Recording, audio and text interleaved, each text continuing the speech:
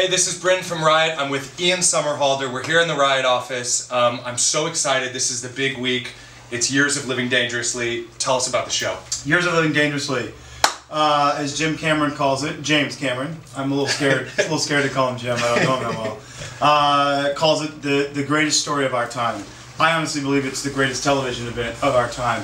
9 docu-series episodes, 9 episodes docu-series.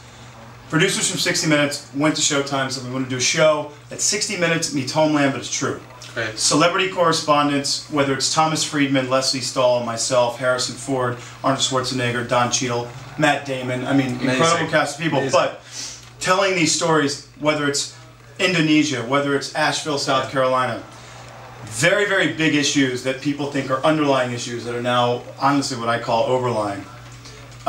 And then breaking down whether it's political barriers, racial barriers, religious barriers, because obviously in this country, politics and religion are inexplicably linked. Mm-hmm. And you have to be able to go to the source and break both of them down and find the compatibility in them to say, listen, as if you're a believer of religion, as a true believer, don't you believe that it's your responsibility as a child of God or as a teacher of God to actually take the science that exists and give it to your congregation?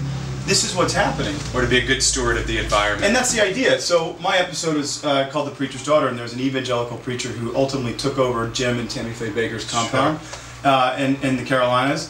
And he, I think in India alone, I think he has something like 18,000 churches. So it's a lot of people. Sure. And so my question, and he's an amazing man, smart, incredible, very compassionate man, doesn't believe in climate change. Right. And so my question to him is, as a steward of God, don't you ultimately believe that it's your responsibility to tell the people in your congregation that science exists? It's your responsibility as the steward to teach your people. So we try and break it down, and I got to work with Beyond Coal. Sure. Marianne Hitt is a baller, responsible for, I think, already shutting down, retiring 158 coal-fired power plants. Incredible. Which is the equivalent of taking 45 million cars off the road. Amazing. So I think everybody hears about this all the time, climate change. We see it happening all around us.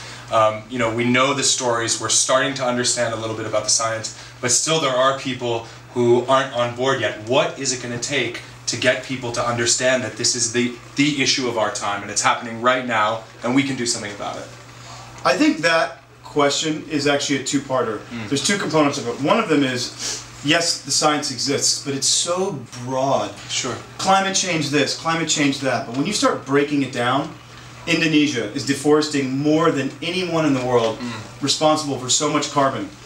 The politics there, the corruption of the politics, the Minister of Forestry, and the President are directly responsible. Right. It's going to the specifying so those people can take action for themselves. Putting public pressure. Putting public pressure, exactly. Sure. Here, climate change, oh, it's this, it's that. Well, sea level rising. Sure. I just had a very good friend of mine who's one of the top 10 sommeliers in the world. Wine. Right. Climate change is going to affect the entire wine industry. Things like, now obviously that's not life or death. Well, it is for me. Wine. I don't want to live anymore. No, but it's interesting that you start to see it in things that maybe you don't expect to see it. Exactly. And when 99 out of 100 scientists say climate change is real and it's happening right now because of humans, and it's like James Cameron said, if you had to have an operation and 99 scientists told you that you had to have this operation, would you go to that next 100th and get another opinion? Yeah. No, of course not. Doctor? You wouldn't do it. No. And so the idea is that we have to start breaking down what climate change means. So what does it mean? Let's go to the breadbasket of the United States. By virtue of temperatures rising as they are, droughts, storms, we are going to lose our food sources. Right. Which is ultimately what's happening. Look at Syria. Look at Yemen. Sure. Look at these places. All this civil unrest is because water in particular.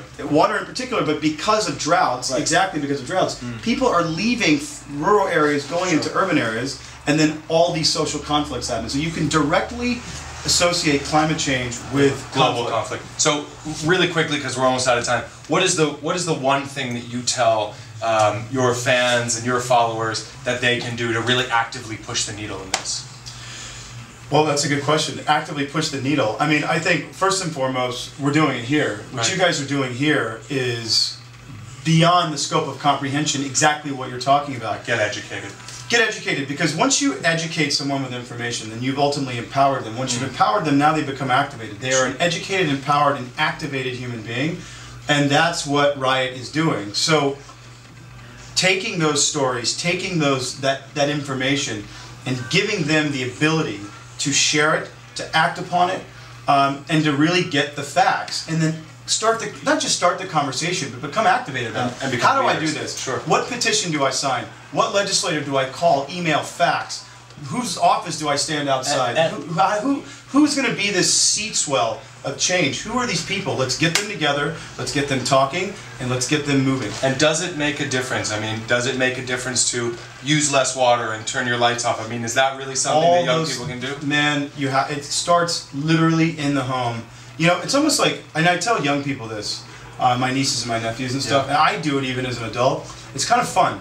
It's the silly things. Guess what? When you leave the house, the dog does not need to watch Oprah all day. The dog just doesn't. The dog's going to be okay. Turn off the TV. These silly little things that, you know, when people brush their teeth, they're used to hearing of the water. Right, turn it off. 600 million gallons a day we waste in this country. Powerful.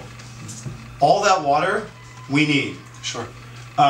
Silly little things like that. Turning off the lights. Driving more fuel-efficient cars. Right. But we've got to get legislators. We have to elect policymakers. Leaders who are going to talk about it. Yeah. Yep. And not only just leaders who are actually going to innovate and work with entrepreneurs and innovators to do it. Yep. And we have to break down these religious and political barriers in order to make the changes that we need. So it's sounding like what we can tell people is become educated by watching shows like Years of Living Dangerously, by reading things like RYOT, and then to take action in your local community and your local home, which is like conserving water, conserving electricity, absolutely, and recycling, and then also just putting pressure on your own government, on your own legislators, on your own public officials to continue to push forward climate issues and keep it at the forward of what we're talking about. I mean, that sounds like the best idea possible. Right. And also, too, I mean, what we're doing at ISF, at the Somerhalder Foundation, we've developed this amazing curriculum called the U Factor, letter U and Factor, which is unlocking, unleashing potential in young people. And it's teaching these young people to become so activated and so educated, because here's the reality of it, and this is what makes politicians balk when they stop in their tracks. A 16-year-old young person that goes on the ISF website, goes on the RYOT website, watches Years of Living Dangerously, all of a sudden becomes empowered with this information. That 16-year-old or that 17-year-old is going to be able to vote in the next election cycle. Sure. And that is what has politicians shaking in their boots. Sure. So if you can say to young people that now, by virtue of the fact that you are educated, you're now activated and empowered, you know who the right choice is to vote in an election, whether it's local, state, or federal. Great. Mr. Somerhalder, thank you. Keep up the great work. Thank you, guys. Years of Living Dangerously. It's coming up. The Ian Somerhalder Foundation. Be a part of the movement. And RYOT.org. Thank you guys for doing this. I love you guys. Good. Love you.